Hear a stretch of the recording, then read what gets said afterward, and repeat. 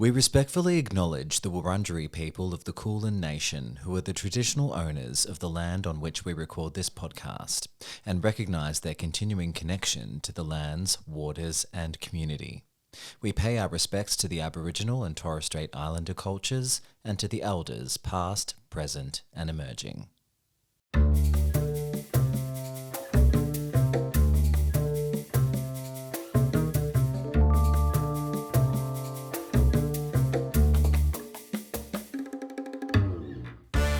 Well, hello, and welcome to We'll Get It in Post. I'm Dom Hennequin.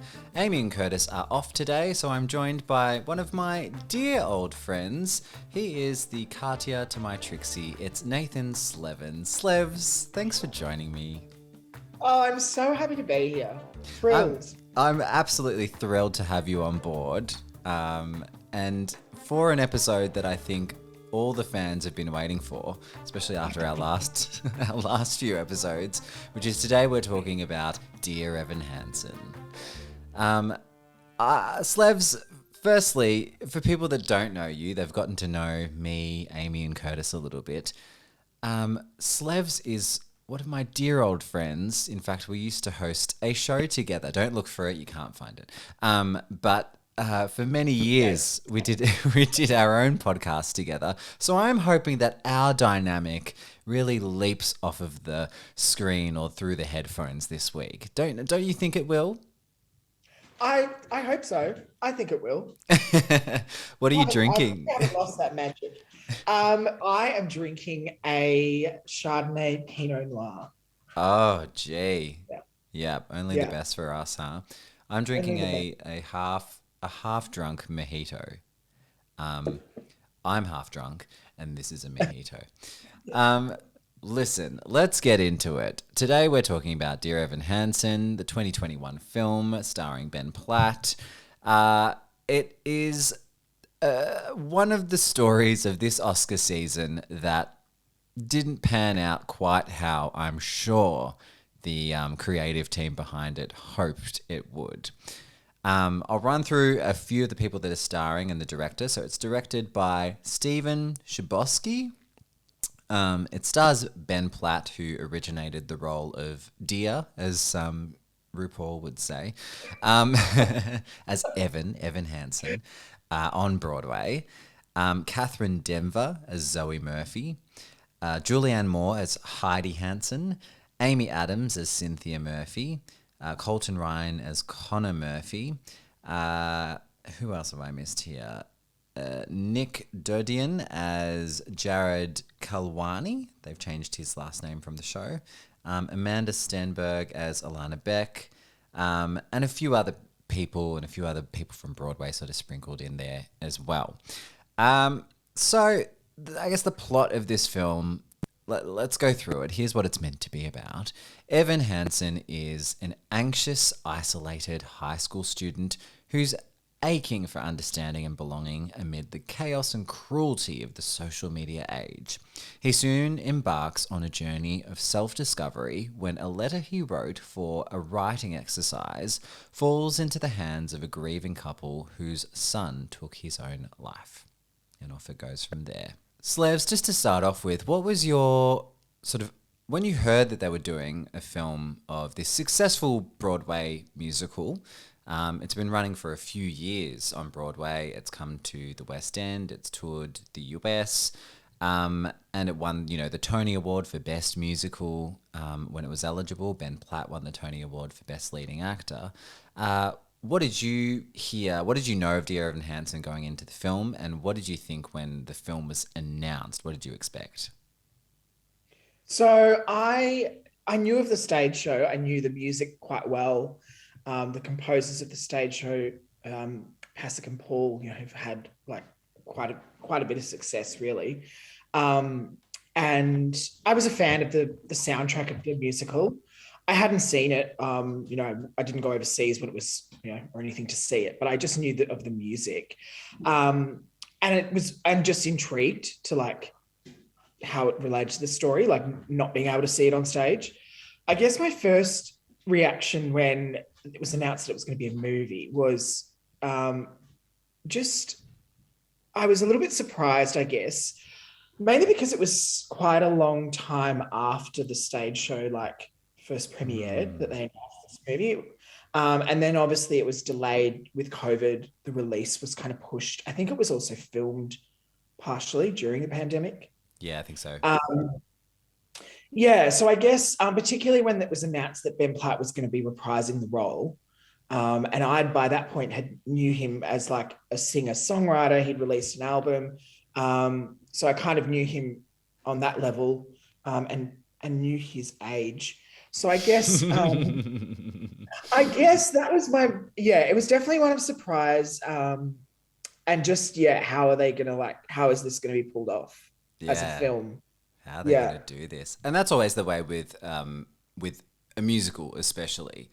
You never, you know, they're really the track record of stage to screen is littered with bad film adaptations. You know, absolutely. for various reasons. Sometimes it's because the casting is all wrong. They've gone for a celebrity or a more well-known Hollywood actor instead of a theater performer that originated the role or someone similar, or they've just it just hasn't translated onto screen for some other reason. But in this case, it was kind of. I remember hearing that Ben Platt was attached. And whenever there's a successful Broadway musical of any type, the next conversation is always like, when's the movie coming out? When are they making a movie out of this? When are they going to adapt it? But it's also, Absolutely. a poison chalice, because even if they were to adapt it tomorrow, with the original cast, it doesn't always work. And there's tons of examples of that. Absolutely. Yeah. It For seems to every me like they've waited a bit too long, but not long enough at this point. But anyway, that's my point of view. no, I agree. And I think like when you do look at the history of stage to screen musicals, it's definitely hit and miss. And for every like Chicago or big successful like adaptation like that, you get a whole bunch of very average or subpar or not quite right, versions of really well-known stage shows. And I guess with this show as well is that also because as much as like on Broadway, it was, obviously like on a Broadway stage and it had, a fairly decent sized cast and all those sorts of things.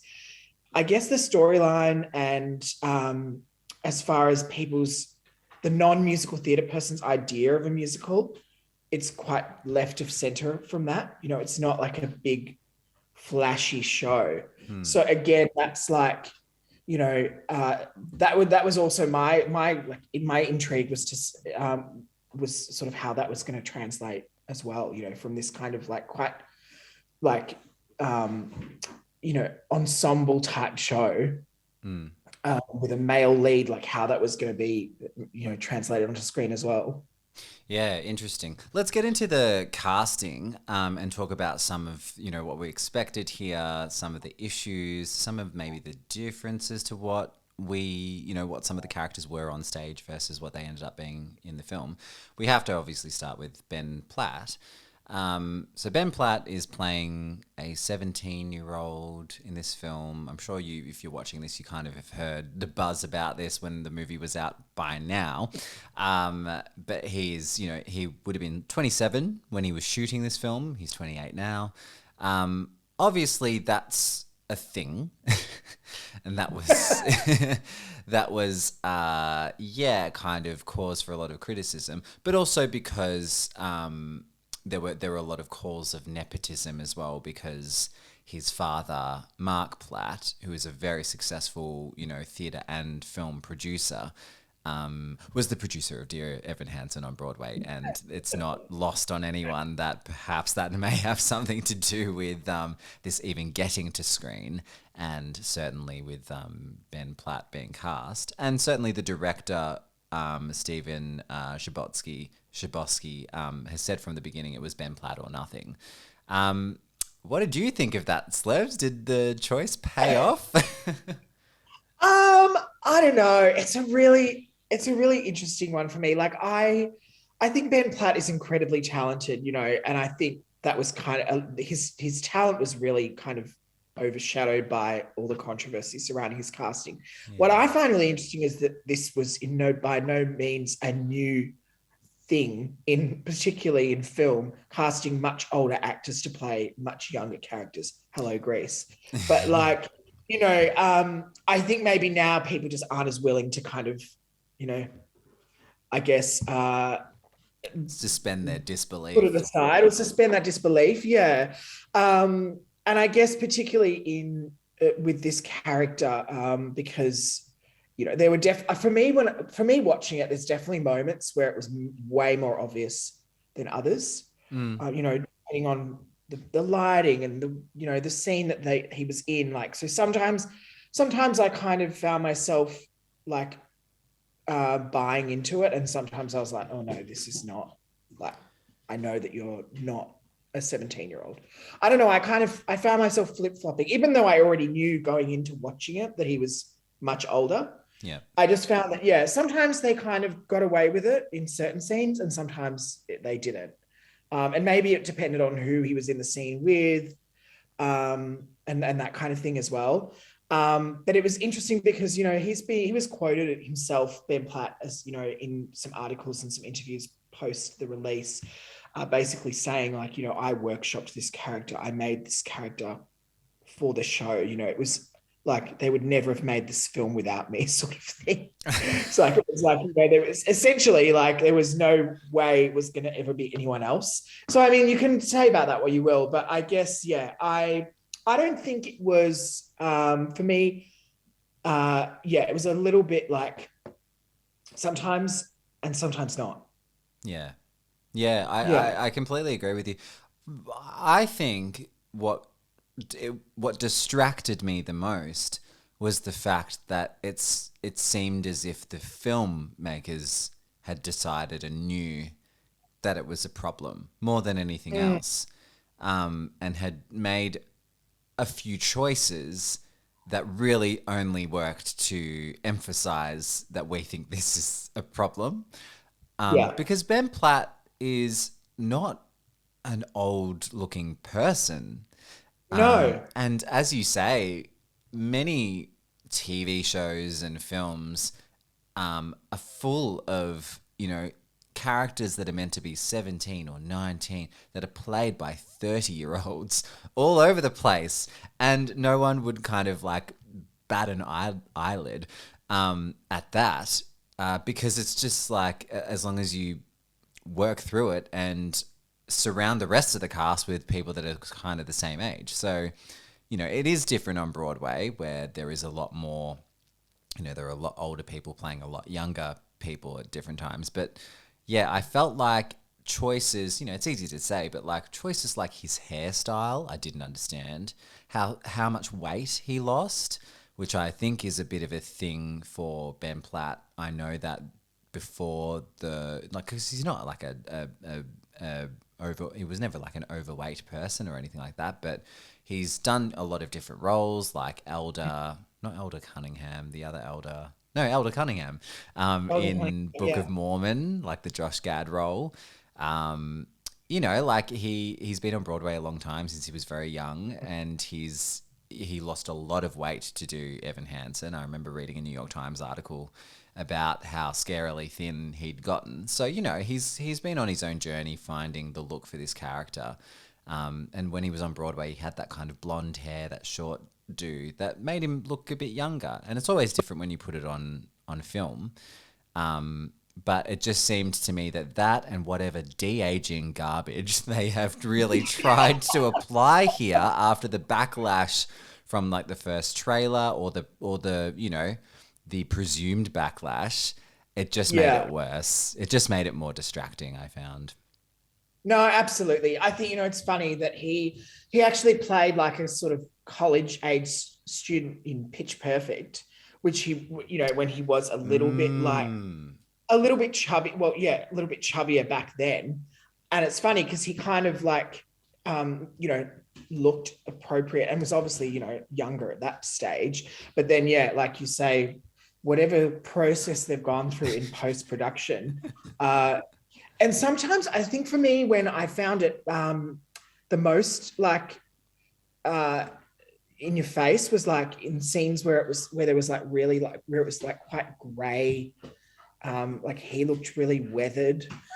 like like, and they and there were some scenes where it was quite obvious the layers of makeup that were on, like, and that sort of thing. Yeah. So it was really interesting. It is really interesting, some of the choices that they made, like in response to the backlash, I guess. Yeah. What did you think of the rest of the cast? So we have, Julianne Moore playing Evan's mother. Then we have Amy Adams playing the mother of Connor Murphy, Cynthia Murphy. They're probably the two other sort of lead characters other than Zoe Murphy, played by Kaitlyn Dever. What did you think of the rest of the main cast? Amy Adams kind of wasn't a huge shock to me, I guess, because we've seen her in movie musicals in the past. Oh yeah, like Enchanted and Enchanted. And I think that she's often like, this was probably quite a considered choice for her, like wanting to kind of move from the roles that she's kind of been typecast as. She's often played like young, kind of sweet, innocent, charming kind of characters, and I guess this was like a bit of a step towards more obviously playing a mother, and like they made her kind of appear a bit older than she actually is in real life as well. But I think that she probably consciously was like, this is like a good next step for me career wise. So she thought, but look, as far as her, like I actually liked her in the role. Like I thought she played the character like pretty well. Like, her and Julianne Moore's character, like as Connor and as Evan's mother, like their roles were obviously a little bit scaled back from the stage show. There wasn't as much singing for either of them. They were definitely more like, there was more of a focus on them being acting roles for the film. But I don't know, Amy, like I wouldn't say she was like one of my standouts in the film by no means, but I think she was fine. I think she was fine in the role. I think the more surprising choice for me was Julianne Moore as Evan's mum. Yeah, I've got to say, when I found out that the two of them were cast, I initially immediately thought that they were cast in the opposite roles than they ended up being in. So when I started watching the film, or like just before it, and I was like, oh right, it's the other way around. Julianne Moore's playing Evan's mother, and Amy, like I could have seen it working the other way around as well. But I thought, Julianne Moore still did. Yeah, she was still good for that role.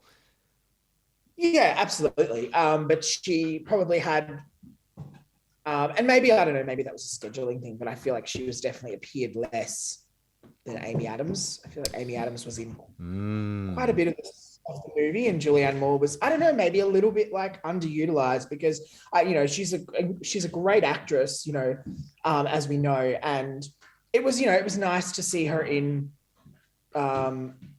something a little bit different for her, I guess. She obviously had a song in the movie that she sure did. Months preparing for. Yeah, this is what it was funny. I remember reading like her talking about it, and people were like, "Oh, like, did you have a vocal coach? And what songs were you singing to like train your voice?" And she was like, "I just sang that song. I only sang that song for like 6 months." And I only know one song. It's this song. It's this song. And look, and that's it. I really love that song in the musical, like on the soundtrack. Like I think it's a really definitely, look, it's a story song. Yeah. It's not a it's not a belty. It's like, not. Yeah. It's not a stand and sing song. It's not an 11 o'clock. No, although it is though in the order of things, without any high belting. Or 11 o'clock number. Send them home whistling it.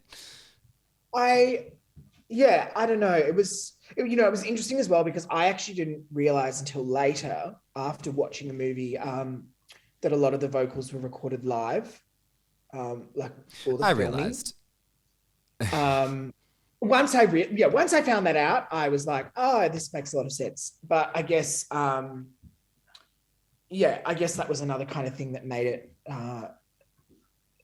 interesting. I mean, Yeah, that do seems you to be find the whole live trend vocals now, though. thing like I know that Les Mis has made it a real they really took it to the extreme with that film, but is it really like do we care? Like Well, I don't know that we do, to be honest. I mean, I feel I guess my thing with it is if you're going to do it, like, why then, like, it seems like a bit of a waste of time to do it and then just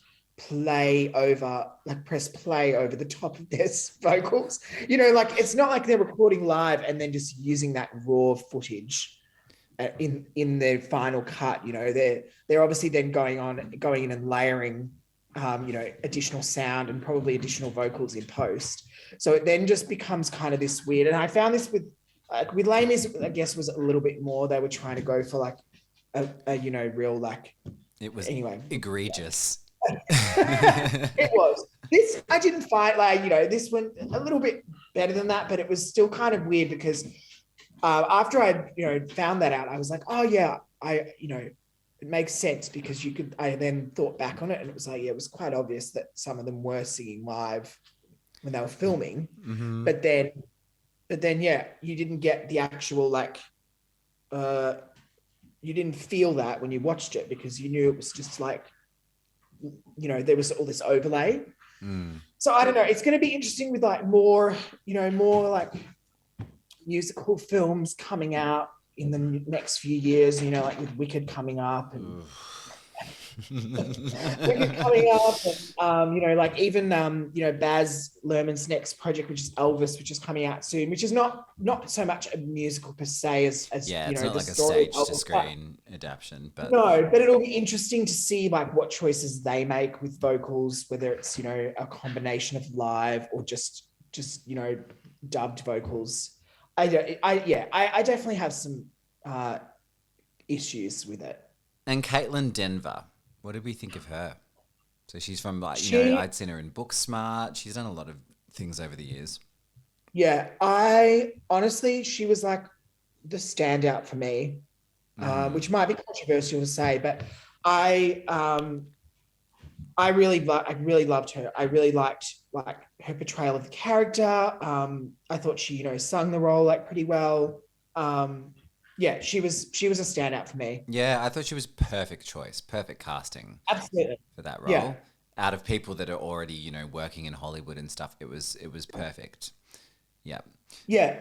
Because let's be honest, they could have, if they really wanted to, put another name in there, they could have found Ariana Grande. Someone who kind of could, or find someone who could be, a little bit of, some of the qualities that they needed. But I feel like they definitely chose well with her in that role. Yeah, me too. Yeah. Let's talk a little bit about the differences in, like between the film and the show. Obviously, there's a few songs that have been cut or sort of switched around, and then a couple of songs that they've added. They've added a song called "The Anonymous Ones," sung by the Alana character, and then "A Little Closer," which is spoiler alert, sung by Connor in a video that they find of him. What did we think of the additions and, I guess, any of the changes that you noticed? I have to say that when they first announced the movie and announced the casting, before we kind of, knew what changes were going to be made, I was like, ooh, like Julianne Moore and Amy Adams singing like, does anybody have a map? I just was like trying to picture that. As a redhead as well, how did that make you feel?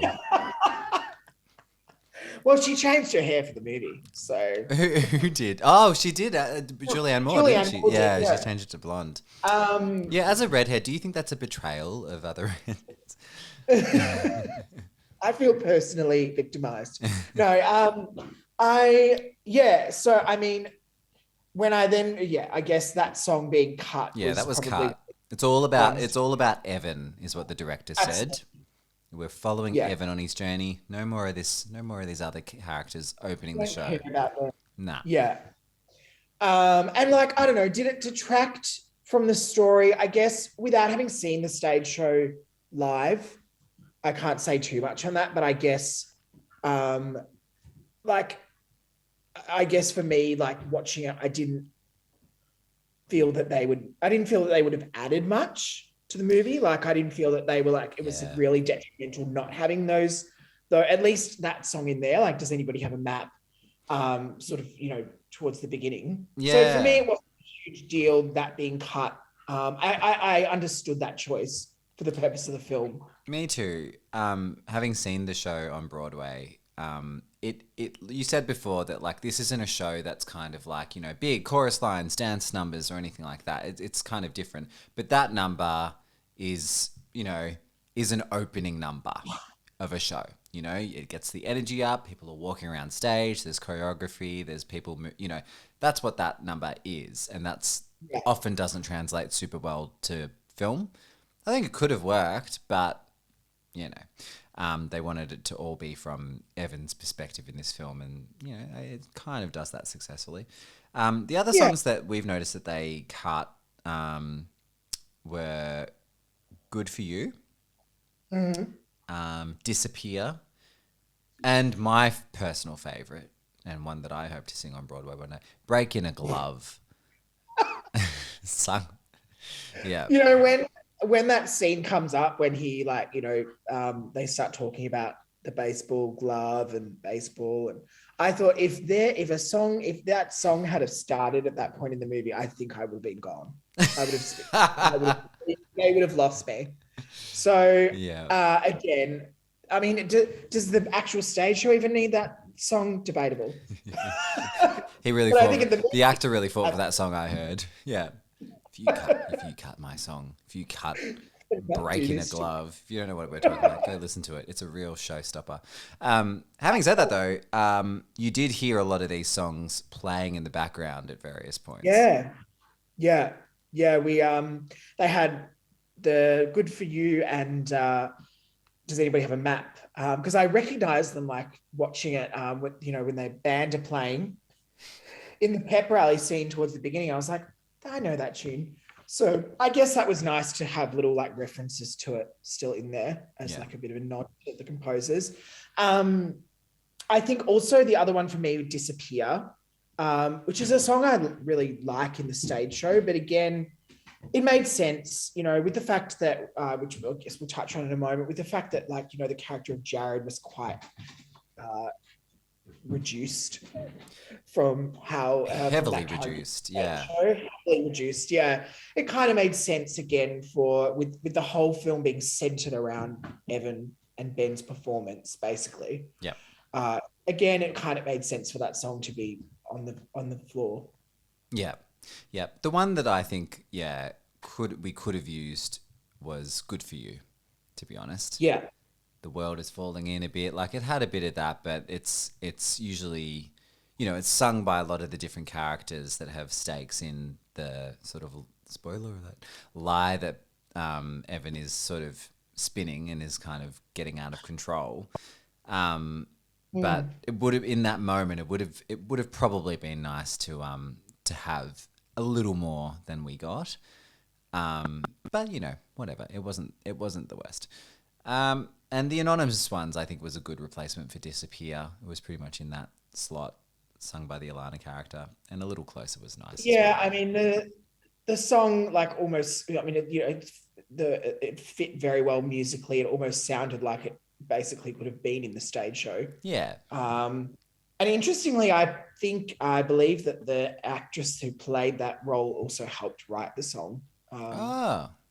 Yeah, of the anonymous ones who played Alana. Amanda Stenberg.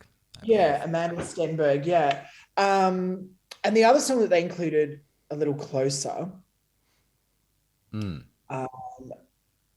I I mean, I guess it was it wasn't a super lot. It was like a snippet that they kind of initially used with Connor singing it. Yeah.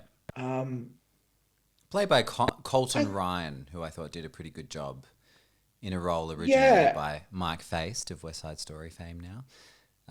yeah, But yeah, I thought Colton Ryan did a pretty good job in that. And that song was good. It was very naturalistic, though. That song, the way that it was played, you know, in a video, sort of looking back on him with his support group or whatever it was nice. yeah. Yeah.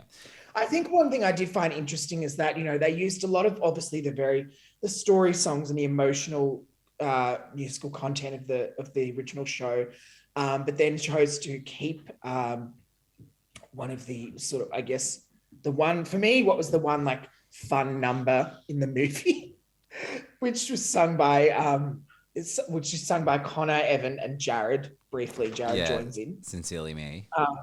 Yeah, Sincerely Me. I mean, it's a fun song, and it kind of it's a romp. Would you say it's a romp? It's a romp.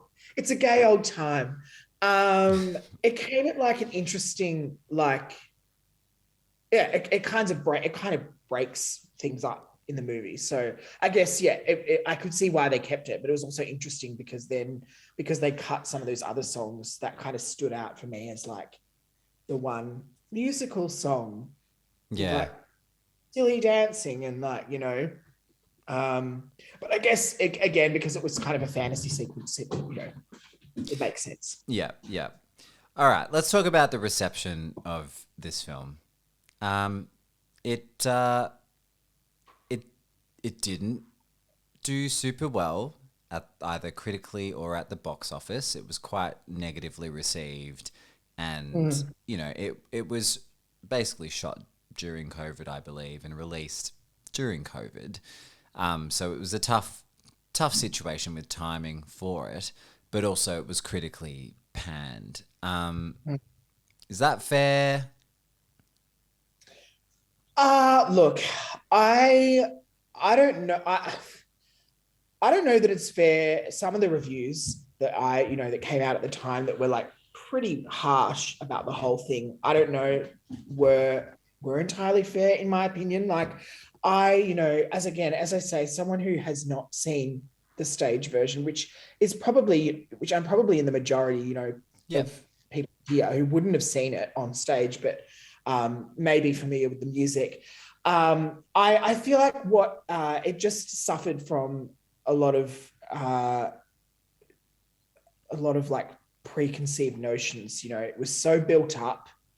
Oh, this is coming out, and it's, you know, this is who's in it, and it's an adaptation of this, you know, critically acclaimed stage show. So there was a lot of pressure on it in that sense. But then also, I feel that, you know, it was very overshadowed by the casting of Ben Platt.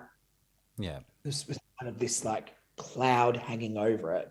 Yeah. So then when it did kind of come out, I don't know, I just feel like a lot of critics kind of went in with a lot of already formed opinions about, you know, what they thought knowing that it would get clicks is the vibe of a lot of the reviews I saw. Like the headlines are screaming for it.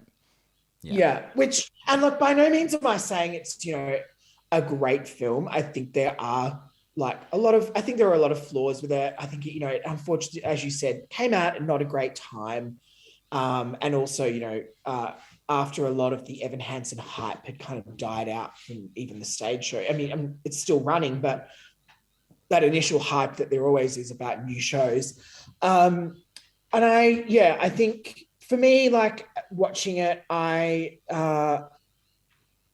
still had a lot of good takeaways from it. I think there were some really good performances in it. I think it's not the worst like musical adaptation I've seen. Like by far, like it's not definitely by far. Not by far. I feel like it's probably definitely one of the like more accurate, like it's probably one of the more successful adaptations. One of the more successful in terms of you know, whilst yes, there were some changes, largely, you know, they stuck to the original you know, stage show and story. So Yeah, look, there were still some wins that came out of it for me. And when, we're talking about the last few years, we've had, things like The Prom come out, which was another, Yeah. which Now stage that. show, which they threw like names into, just hoping that like it will be good because Meryl's in it and James Corden and Nicole Kidman, and it was garbage, total garbage. So I Yeah. mean, when you kind of, I mean, I know they're not, comparable in terms of the kind of musicals that they are, but The Prom was another COVID production that was slapped together. Um, Whereas I feel like as much as, yes, this was filmed during COVID, like Evan Hansen was filmed during COVID, and a lot of it was riding on Ben's performance. And Ben is a great performer. He is. And he's not bad in this. No, Aside from all of the other distracting little things, like his overall performance is what he did on Broadway, tweaked, enough for film, to make to be a relatively decent, a very good performance, I would say, a very decent portrayal and capturing his version of Evan Hansen, which is absolutely. perfectly One fine. thing I will say that I guess some of the reviews did point out is that it is long. I think Yeah. it's a little bit too long, in my opinion. They kind of add on um, where the musical ends. They kind of add on a little bit and go a Mm-hmm. little bit further, which I mean, it's a nice kind of wrap up, but it's also makes the movie quite long. I think it runs at like almost 2.5. It's definitely over 2 hours. Oh, well, I saw Batman the But other night and that was like 3 hours long, but yeah. I guess What are you going to do? yeah, it was just a little bit noticeably long. But yeah, as I say, I think for me, the reviews were like on the whole, like I think a little bit unfair, in my Yeah. opinion. Yeah, I'd agree with that. I think there are some really good performances in here. I think they should get credit for turning, a Broadway show into a film that feels like a film. They've really tried to make it as naturalistic as possible. Does that make it the most exciting? Is it a groundbreaking adaptation? By no means. Like they've ticked the box, and that's the overall that would be the overall criticism I have for this. I'm not sure that anyone was like, really thirsty for this, really thirsty for Ben to, this feels like a box ticking exercise to some degree. They've done it Yeah, pretty, they've produced a pretty, a relatively decent film, and his performance is great in it, but his performance and it feels like his desire to do this and everyone's desire to capture his performance because he originated the role and created it. While all power to them, it the buzz around that and the storyline around that unfortunately has overshadowed how good this film was and its performance at the box office. And I guess like finally, because this is sort of an Oscars podcast, what do you think they wanted to achieve with this film, and how do you think when they at the outset, how did you think that it was going to go down in this quite busy Oscars season? yeah. It's definitely been eclipsed by some obviously far superior films, but I think they definitely were aiming for perhaps some acting nominations for sure. With either like Amy Adams or Julianne, or obviously Ben, even Kaitlyn as Zoe. Zoe. Yes, thank you. And uh, I guess maybe even going for like a screenplay, like best adapted screenplay. I mean, it was adapted by Stephen Levinson from his book Yep. of stage shows. So I can kind of see that as well. And certainly for Uh, original song as well, getting something in there, as they tend to Absolutely. do for musical movie adaptations. Write Yeah, something. Just anything. Just write something. Let's get in there. just get it in. I don't know whether like direction was an aim for them. I mean the like it's it. No, It's but flat. it was flat. It was very flat in that sense. And it's interesting because I mean, to be honest, the director is kind of known as a writer, um, because he did the Perks of Being a Wallflower. Mm-hmm. Is that what it's called? The Perks of Being a Yep. Wallflower. Yeah. Which was a book that he'd written, or a novel that he'd written. So it's interesting that yeah, it would be interesting if he was kind of gunning for that as well, because he, as far as direction goes, he wasn't incredibly experienced. Yep. It kind of shows. But yeah, I think like they must have realized quite quickly that it came out at the wrong kind of time, and then since its release, lots of other films have come out that have just kind of taken over, you know, the the the talk and the chat in the award season, and it's just kind of been forgotten about. Yeah, sadly. Well, Dear Evan Hansen is out to stream now. Go watch it. We did. And that's what we thought. Slevs, thank you Chant. so much. Thank you so much for joining me today. Thank you for having me. Oh, it's an absolute pleasure. You're welcome back anytime. In fact, we'll get you back on soon to talk about maybe another flop from this season. Great. Love talking about a flop. But until then, I'm Dom Hennequin. You've been watching We'll Get It in Post. Make sure you subscribe on whatever podcast platform you prefer, or subscribe on YouTube. Follow us on Instagram, and we'll see you next time with Amy and Curtis back. Bye-bye.